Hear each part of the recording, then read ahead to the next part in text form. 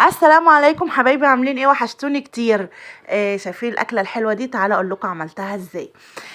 هنا كنت جايبه حله، رفعتها على النار وحطيت فيها معلقه زبده وحطيت فيها حبه زيت، ونزلت فيها ببصلايه متقطعه واديت البصلايه تشويحه كده، وبعد كده نزلت بالفلفل. الفلفل بتاعي ده فلفل حراق عادي او فلفل مش حراق، اللي انت عايزاه يعني، اللي انتوا بتحبوه او بتفضلوه.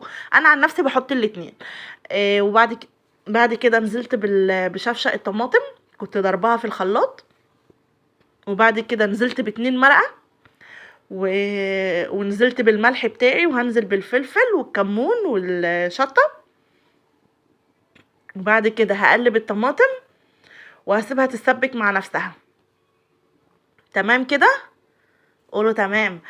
وبعد ما هسيب الطماطم تتسبك مع نفسها، هقوم جايه حاطه عليها آه، معلقه صلصه او معلقتين صلصه. بس انا ما كانش عندي صلصه في علب، فقمت جايبه كيس وحطاه. يعني في الجيش قالوا لك اتصرف.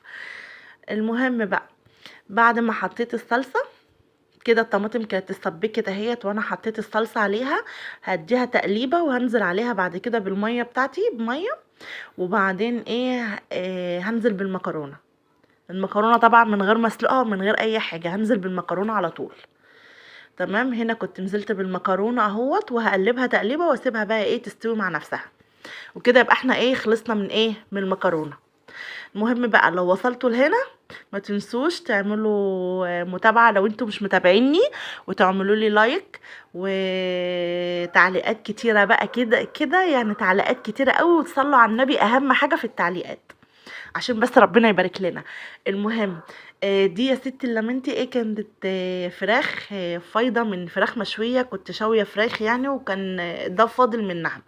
فطبعا انا عندي ما بياكلوش الحاجة لما بتقعد في التلاجة يعني وكده.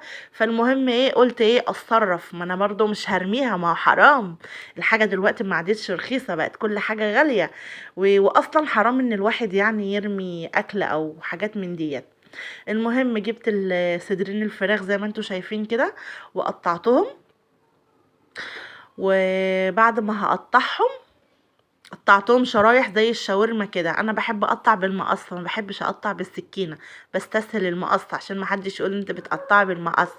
المهم، بعد ما قطعتهم قمت جايبه طاسه رافعاها على النار. هنا المكرونه كانت مستنياها تغلي بقى، وهغطيها وهسيبها بقى مع نفسها. هنا بعد ما رفعت الطاسة على النار هحط فيها حبة زيت. تمام. وطبعا احنا عندنا الفراخ مستوية اصلا، فانا مش هنزل بالفراخ الاول، نزلت بالبصل. كنت مقطعة بصل جوليانو اللي هو شرايح. نزلت بالبصل وهديله تشويحة في الزيت. طبعا كان الزيت سخن. هديله تشويحة في الزيت كده. وبعدين عندي بقى فلفل كنت مقطعاه، في فلفل الوان احمر واصفر واخضر. قمت نازله بيه على البصل، واديته تقليبه تشويحه كده مع البصل، تشويحه حلوه كده زيكم. وبعد ما هشوح الحاجه دي كلها مع بعضها، هقوم نازله بالفراخ بتاعتي. انا كده نزلت بالفراخ اهيت. وبعد ما انزل بالفراخ هديلها تقليبه.